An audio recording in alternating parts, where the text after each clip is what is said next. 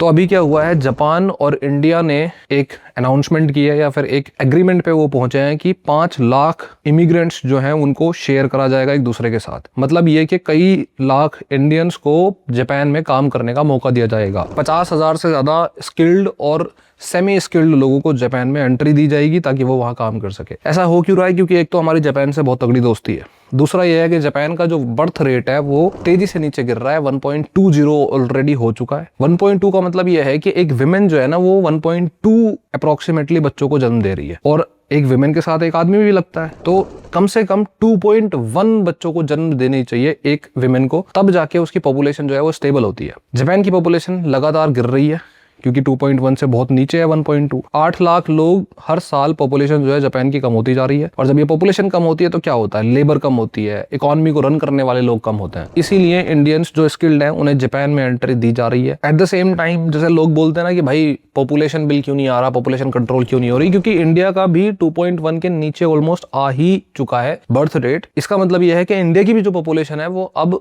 और कुछ टाइम बाद में बढ़ना बंद हो सकती है और वो स्टेबल हो जाएगी। और ये चीज हमने वेस्टर्न कंट्रीज से, चाइना से, जापान से सीखा है कि पॉपुलेशन खुद ही कंट्रोल होगी, और एक टाइम ऐसा आएगा कि पॉपुलेशन बढ़ाने के लिए लोग भागेंगे। तो इंडिया जो है वो it doesn't wants to repeat the mistakes the world did.